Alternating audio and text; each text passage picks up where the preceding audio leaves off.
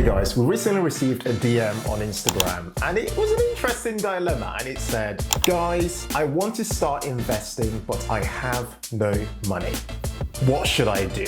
And we thought, do you know what? This is actually a really interesting one to make a video about. This has come at a time when we are exploring starting a new dilemma series here on YouTube. And we're doing it because we want to get our audience more involved in our content whilst also trying to help you guys at the same time. So if you've got any awkward, complicated, or even juicy dilemmas, then send us an email at dilemma@thehumblepenny.com. And then to make this super fun, what we're gonna do is respond to your dilemma by making a video about it. We will of course keep your identity anonymous, but to make this super fun, right, we'd love your dilemma in audio format. And if you wanna get involved with this new series, please do it in 3 simple steps. So step 1, on your phone you should have an audio app. Everyone's got one for free, so open the audio app. Step 2, record your dilemma using your voice recording app on your phone, and please make sure that your dilemma is a maximum of 2 minutes long. We're gonna put some instructions in a description to this very video for you guys to follow and get involved with this new dilemma series here on YouTube. Then of course, step 3, email it to us, as I mentioned earlier, at dilemma@thehumblepenny.com. If you're loving the sound of this particular video or of the new series, exploring those fun, awkward, complicated, and even juicy dilemmas, hit that like button, people. Mary and I are going to be hosting those new dilemmas together so you can get a male perspective and a female perspective. The vibes are just going to be fun. It's going to be relaxed, casual, and absolutely real. For now though, let's dive into this particular dilemma. For the people who are new to our channel, my name's Ken of the Humble Penny and Financial Joy Academy. What we do on this channel is give you guys the tips, the insights, the practical hacks to help you work towards a dream life of financial independence and money joy. So for today's video, I really want to just put myself in the shoes of this person who's asked the question, okay? And I want to be as practical as possible. And to make this super fun, I'd love for you guys to jump in the comments and also let this person know what you think they should do. If you were in their shoes and you wanted to start to invest money, but you had no money at all, what exactly would you do to begin that journey? Okay, let's dive in. So to help me kind of set the scene for this particular question, I've gonna just put a simple explanation on my board here. And I love using my board, as you guys know, right? So we don't know a lot of information about this person, right? But let's just make some assumptions. We're gonna assume that there are 2 possible scenarios. Scenario 1 is that they do not have a job. And as a result of having no job, they've got no money. Now, if you are someone in this particular scenario right now, you're thinking about investing money, then if I'm being absolutely frank, what I'd say to you is that investing money should be the last thing on your mind, okay? Because what you want to be doing here really is finding a job. And from finding that job, your biggest challenge really is trying to actually live below your means, okay? And of course, it's only by living below your means that you then create a form of a buffer, which, if we're being really practical, and we should be practical, and a lot of that buffer that comes from you taking those steps go towards you building a bit of an emergency fund before you even start to explore the idea of investing, okay? So that kind of rules out scenario 1, okay? Now, let's move on to scenario 2, which is where someone actually has a job, but they've got no money. Are you trying to trick us? No, I'm not trying to trick you. They've got a job, but they've actually got no money, which is interesting when you think about it. And a lot of people, interestingly, are actually in this scenario. They make money. Quite a lot of people make a lot of money, but they end the month. Not only are they not investing, but they've got nothing left over when it comes to saving money, and for all kinds of reasons. Now, this is not the video where I'm judging anybody. I'm not doing that at all, but we've got to be real with each other, right? That's what this channel is about. We've got to be real. Did you know, and let's be real, right? Did you know that there are people watching this right now on phones that cost more than £1,000? And the chances are they probably ordered maybe 2 takeaways during the week. And they might even be one of those people who've gone ahead and gotten the deals on Black Friday or Cyber Monday just to be ahead of the game and get the deals. But when you look closely, there are no investments. Investing? What? No, I haven't got any money. I don't have any money to invest. But I've actually got money to explore shopping and doing various things that mean that I'm living just for today. So the problem we have then with scenario 2, if we're being really frank, right, is that we have a bit of a lifestyle problem. We essentially have a root cause problem, which is what we need to tackle with this particular video. But let's dive in now and just share 5 points, 5 things that I would do practically if I was this person in this particular scenario where they are making money and they also have no money to invest. So the first thing I would do is to be clear on how much you actually want to invest. Now, this just sounds so stupidly simple, and you're thinking, like, really? But yeah, hang on, bear with me for a second, right? Just think about it. There are many people who actually want to start investing money, right? But a lot of them don't actually start investing money because they do not have a concept for what they are trying to aim for. It's like when you say to people, I'm sure you've come across people who said to you, I want to make more money. I want to make more money. And you're like, oh, okay. How much money do you want to make? And you hear people saying ridiculous things like, I want to make millions. And you're like, what? You've got no money right now. But yeah, I've just asked you how much you want to make. And suddenly you want to make millions, okay? The same thing comes down to investing. A lot of people actually paralyze and do not invest because they've just got no goal whatsoever when it comes to how much they want to try and invest. But the beauty of having a goal, of having a specific number, is that it activates a different level of energy, a different level of intensity when it comes to actually finding that money to actually begin that journey of investing your own money. So for example, if you're in this scenario, your goal could be that I want to invest £1,000 or $1,000. Now, knowing that number is great. It begins to activate a certain level of motivation, but that number by itself is not enough. What you need to do is attach a time period to that particular goal you've got. So you might say, for example, Ken, I want to start to invest, and I want to invest £1,000 by the 31st of December of this year. With that, you've now got yourself essentially a clearly defined investing goal.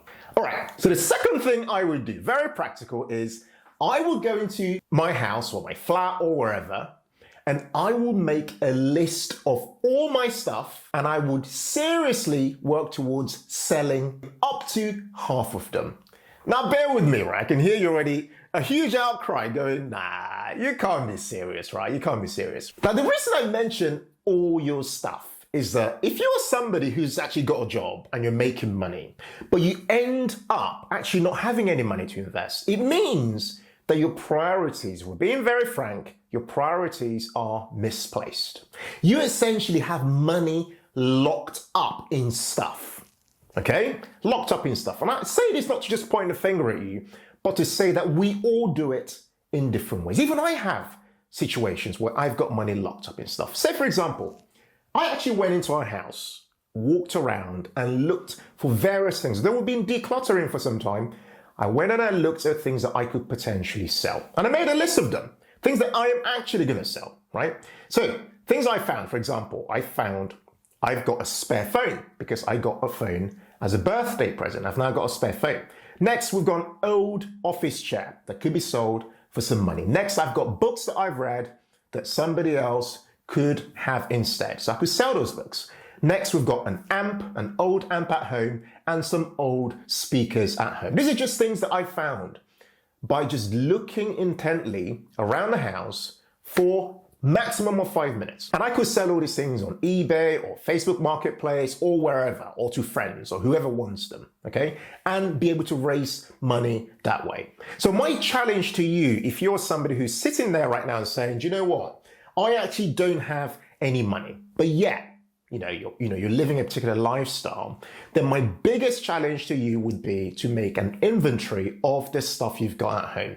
And just say to yourself, do you know what? I'm going to set myself a target of selling up to a quarter of the things that I actually no longer use or find very useful in my life as part of my goal towards raising that money that I actually want to use to start investing. There's nobody watching this video right now who cannot go around their home and find stuff that actually can be sold for money. Everyone watching this can actually do it, which is why I think this particular point is one that everyone can relate to in some way. All right, so the third practical thing I would do is to sell your time and skills for money. Now, I'm not suggesting go and become a stripper or do something, something slightly dodgy. No. Not judging anybody, What I'm saying here is we all possess different skills. Everyone does. I'll give you an example of me actually doing this myself. A few years ago, I got approached by somebody to actually write a business plan for them. I did it and got paid. I've even done things where using my skills from, being someone who used to work in finance, someone who's a bit of an Excel buff, I create things called financial models. Yeah. So I could create a financial model for, a business, for a small business, that sort of stuff. And by doing that, I've gotten paid as well in the past. And this is just using some of my financial skills. And the ways in which I've been able to get these various gigs is to get them via, friends and referrals. And this is even before I knew about platforms like Upwork and places like that, where you can actually go up and register yourself as a freelancer, list in the skills that you've got because there are marketplaces on places like Upwork, and actually getting various jobs that actually pay you an income over time. So if I had no money whatsoever to invest, but I had certain skills, I would dedicate a portion of my time, I'd say maybe an hour a day, okay? Dedicate that to using my skills to do something that means that somebody's paying me, yeah? And the income that I get from that will be dedicated solely to investing. And if you're not doing this already and you're struggling to start investing, then hey, you've got the ideas, start with friends and family, tell people the things that you're good at, tell them to shout you out if they hear, that sort of stuff, post various things on social media, or if you want to be super formal, get on Upwork or join an agency, places like that where you can register yourself as a freelancer and find various little jobs on the go. Right, idea number 4 is to take in a lodger. Now, I have done this myself, yeah? So let's go back in time a little bit. So around when I met my wife, Mary, before we got married, I used to live in a flat, and Mary said to me, you know what, you've got some space here, you've got a spare room. Why don't you just bring someone in and have them, live in here and pay for, some of the rent that you've got, your mortgage you've got to pay.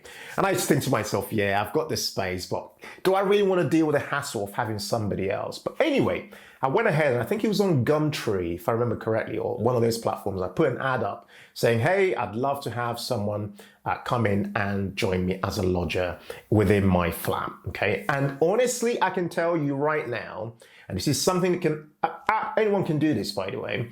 I got a guy who came in, and in fact, this guy's become a friend of ours. This Malaysian guy, and he lived in my spare room and ended up becoming a really good friend. He would cook all these amazing dishes. I pretty much won the lottery. I got an incredible guy who'd pay his rent on time without fail, but also every other night would cook dishes that I could only ever taste by traveling and things like that. So if you're someone out there who doesn't have any money to invest, but you live in a place where you might have some space, then taking in a lodger is absolutely something you should be doing if you are not doing it already, because it's new money, and that new money can go straight into you investing and getting started, whether it's in the stock market and so on. The other thing worth mentioning is that having a lodger stay in your place where you live actually has some tax advantages. So there's a rent-a-room relief of £7,500 a year. So you're allowed to earn up to that in a year without paying any taxes. So if that's not enough of an incentive already, I don't know what else could be an incentive. This is absolutely something that everybody should be doing. Don't be like me and feel like, yeah, I kind of want my space. Think of what that money could be doing, not only today, but many, many years ahead in your future. Right, and number 5, being again very practical, is to cut costs, budget, and live below your means. Now let me tell you, and I've talked about this a lot on this channel, but I cannot stress it enough. And here's the point I want to make with this one. If you are not investing right now,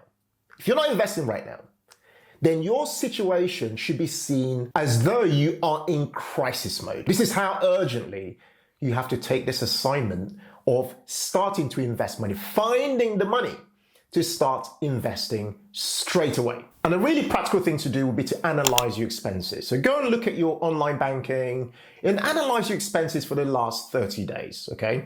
I'd typically suggest you've got more time to look beyond 30 days and look at the last 90 days. And the reason I suggest 90 days is because you can then look over those 3 months and begin to spot certain patterns in your spending. Could be that, you're quite good at ordering takeaways, which, it usually has a cost attached to it, for example. And you might spot that by looking at your bank statements over a period like 3 months, for example. And essentially what you want to do here, being absolutely brutal, is to begin to put lines through stuff. Now, you might say, well, actually, and have all the good intentions of saying, yep, I'm going to do it, Ken, I'm going to download my online banking, I'm going to do it, I'm going to do it, I'm going to do it. And suddenly you have that urge, you want to order a takeaway again, and hey, or to suddenly, book that random holiday, and hey, all those things you hadn't planned suddenly start to recur again because you are potentially struggling to break the habit.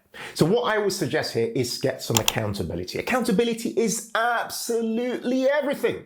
You need someone. Start with a friend of yours. This is one reason why I actually love creating on this channel, is actually encouraging us to be able to be free enough to talk about money. If you're not in this sort of relationship where you're actually able to discuss with people who you trust, to talk about certain money situations, then you definitely want to start to begin to practice that, because this is a sort of a situation that could lead to you finding someone who could hold you accountable in order to achieve your goals. A budget, of course, plays a very important role in this, because a budget acts as, in effect, that shield that stops you almost defending yourself against all those expenses that begin to come your way because you allowed them out of choice. Okay, but by having a budget in place, and we've made many videos about that, about budgeting and how to budget consistently, which I'll link to below and above. But by having a budget in place, a very, very, very powerful tool, you could, over time, begin to find yourself, begin to fight back, and create a bit more of a buffer when it comes to your monthly income and expenses, and start to find yourself getting to a place where you start to hit those goals of beginning that journey to invest your money. Okay? Now, if you're new to our channel, if you've been watching our channel for some time, and you've not been through our investing playlist, where have you been? There's so much amazing stuff on the investing playlist. Head over, I'm going to link to the investing playlist below and above. Head over to the investing playlist and binge. There's incredible stuff there. If you apply the knowledge from what we shared today, as well as all the other stuff that we shared on that particular playlist, I can guarantee, I can almost say, if I can say it, that you will become an absolutely successful investor. If you've really enjoyed today's video, hit the like button, show some love for the work we put into this channel. And by the way, head into the comments, we're friends. Let's chat and let's crowdsource some ideas and help anyone in this particular situation be able to move forward as well. Thanks again for watching today's video, guys. And as ever, in all things, be thankful and seek joy. Take care and bye for now.